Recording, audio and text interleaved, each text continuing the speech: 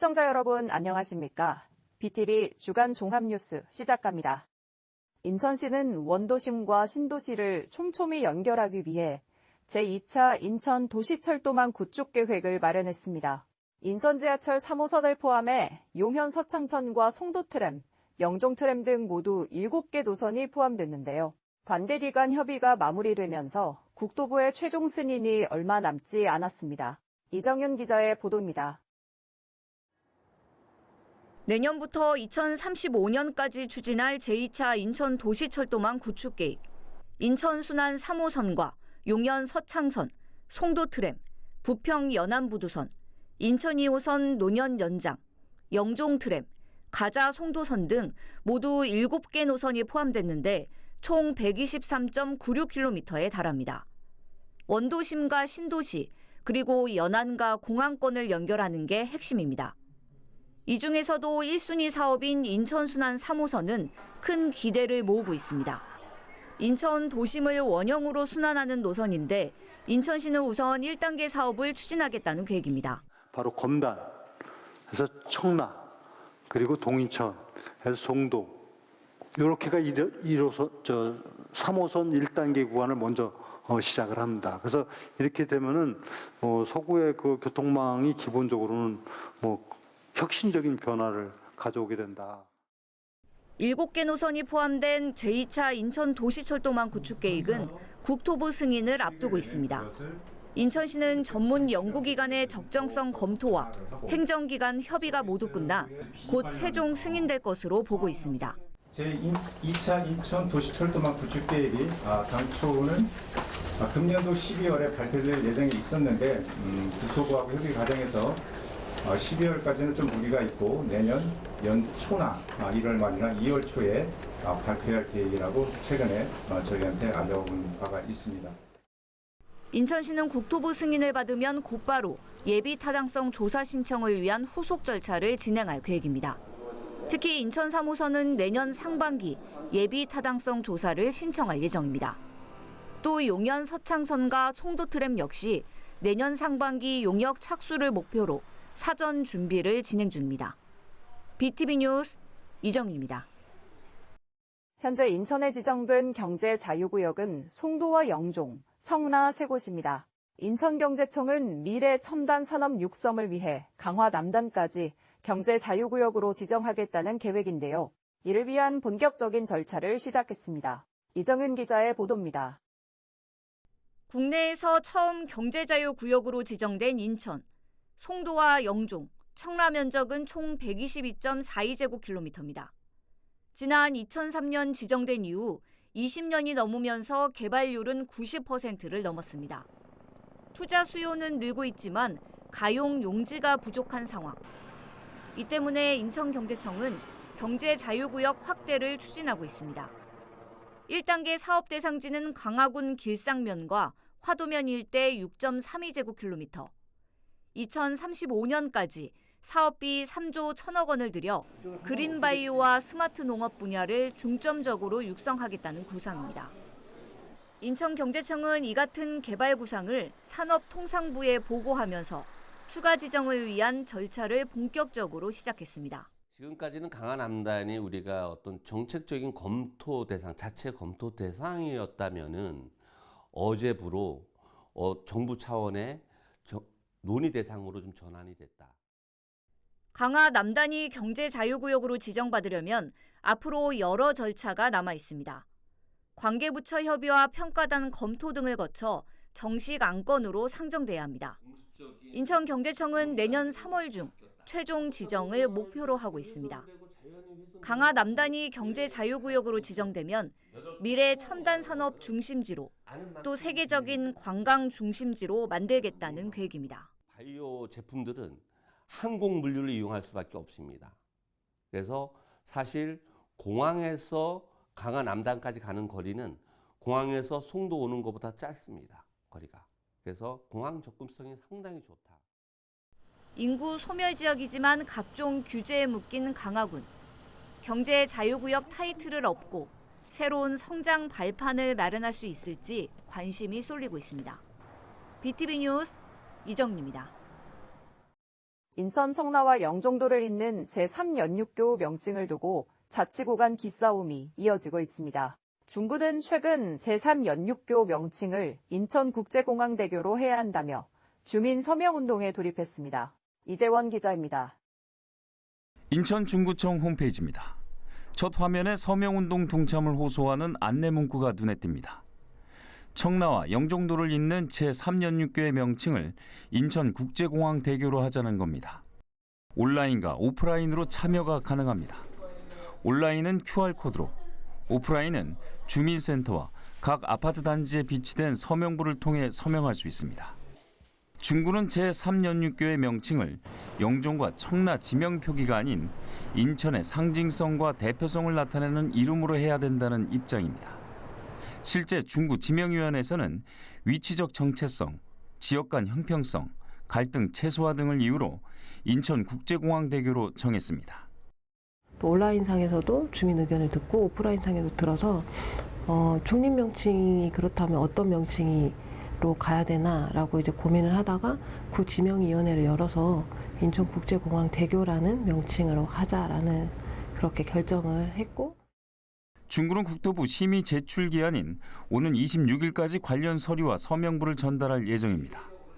인천시 지명위원회는 재심의를 통해 제3연육교 명칭을 청라 하늘대교로 정한 바 있습니다.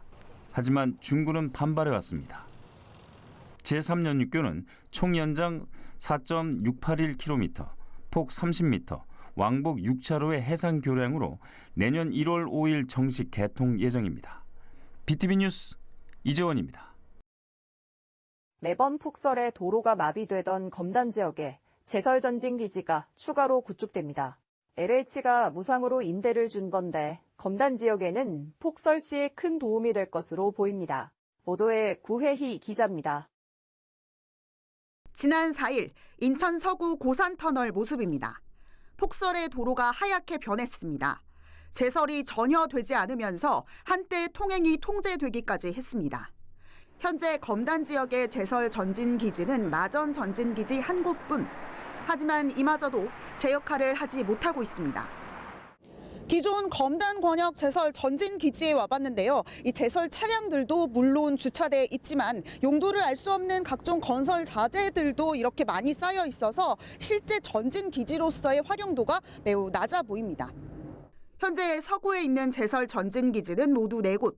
그 가운데 3곳이 서구 원도심에 몰려 있습니다.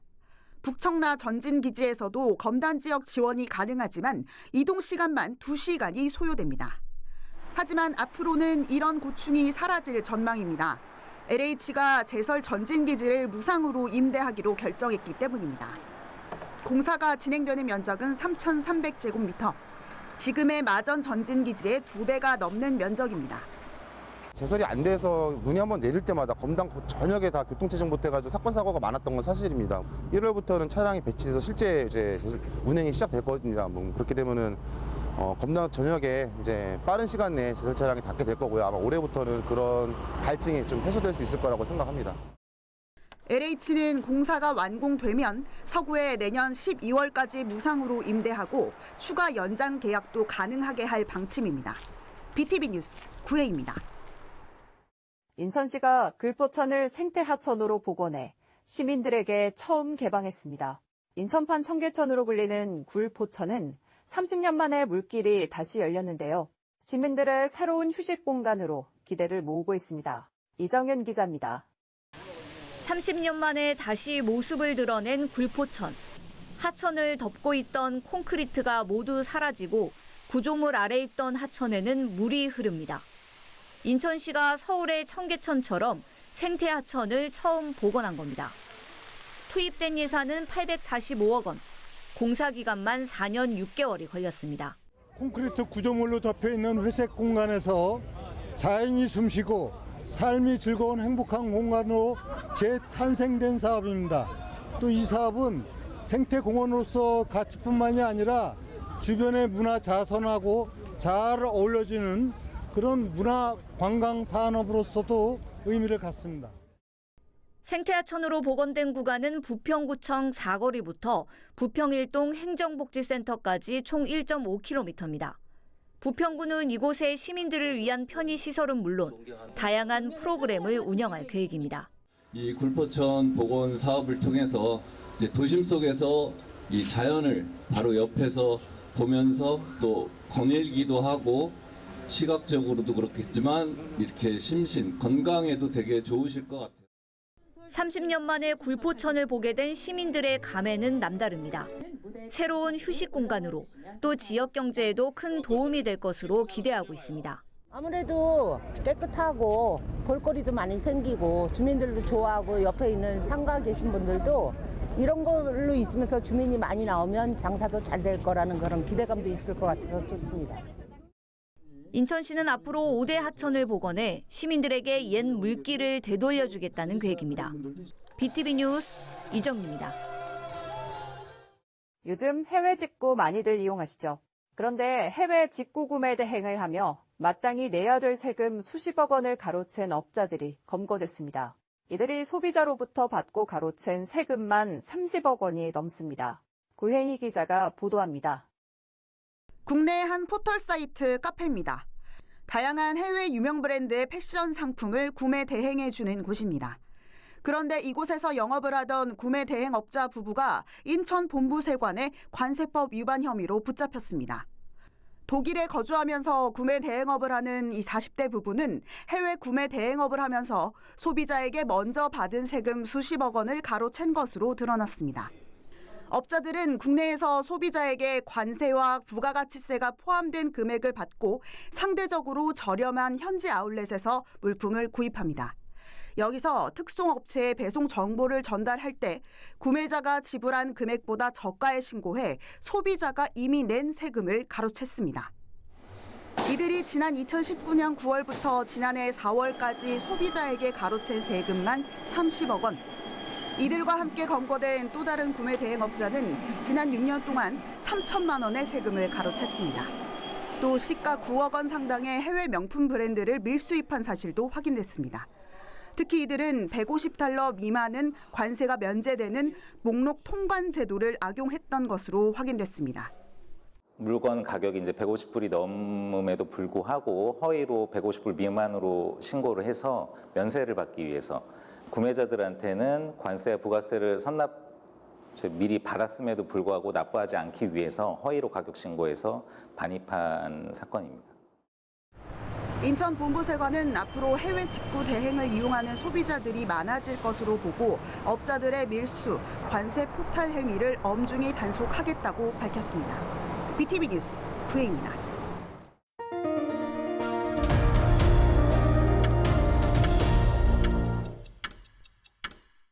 인천 서구의 내년도 예산안이 현재 의회의 심의를 거치고 있습니다.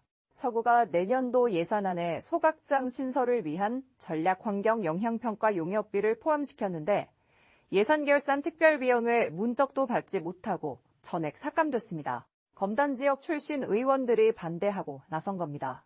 구혜희 기자입니다. 인천 서구의회 예산결산특별위원회 제2차 위원회. 내년도 살림살이를 확정짓는 자리입니다.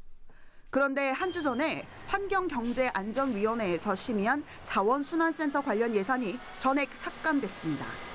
전략환경영향평가 용역 예산은 모두 1억 7천만 원. 환경경제안전위원회에 올라온 예산 가운데 신설되거나 증액, 감액된 예산은 있지만 전액 삭감된 예산은 자원순환센터 건립 관련 예산이 유일합니다. 검단 쪽에 지역구를 두고 있는 의원이 전원 반대해 예산이 삭감된 것으로 알려지면서 현재 청라 자원순환센터가 있는 청라를 지역구로 둔 의원들은 불만이 커지는 상황입니다. 일부 의원은 소각장 예산을 상임위에도 못 올렸다는 건 청라 자원순환센터를 계속 쓰겠다는 것과 같다며 반발하고 있습니다. 때문에 일부 의원들은 예결특위에서 삭감된 예산을 살려야 한다고 목소리를 높이고 있습니다. 자원순환센터 관련 예산을 놓고 구 의원들 간의 힘겨루기 양상으로 치달으면서 전략환경영향평가조차 시작도 못할 가능성이 더욱 커졌습니다. BTV 뉴스 구혜입니다.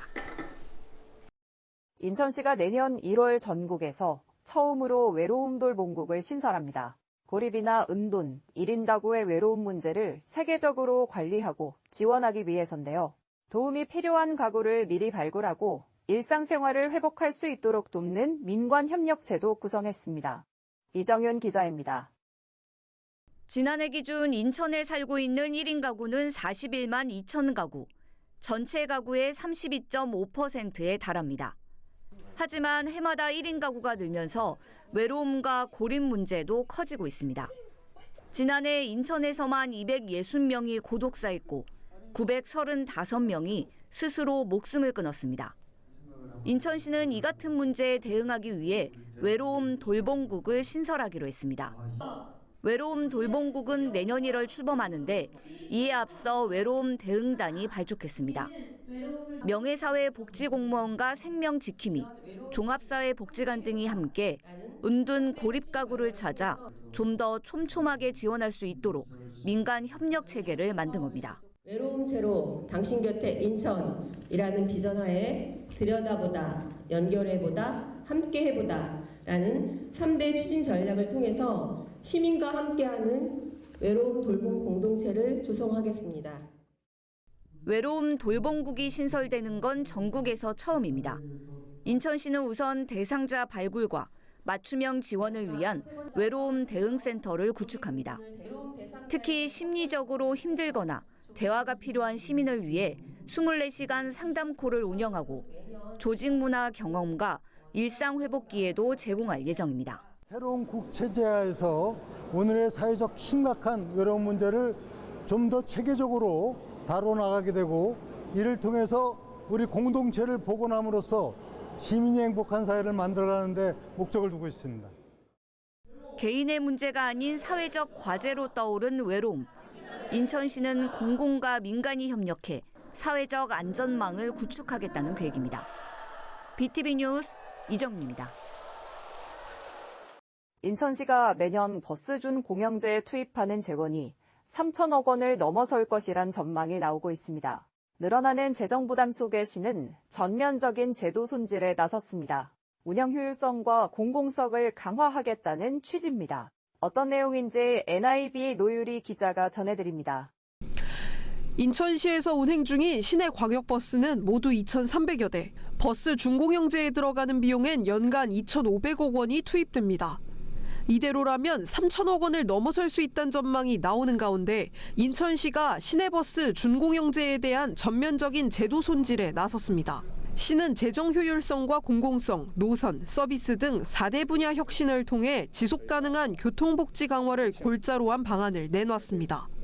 우리가 너무 주먹구구식으로 하는 것보다는 어떤 체계적으로 매뉴얼화해서 이슈가 될 부분들에 대해서는 저희가 적극 나서서 조정을 하고.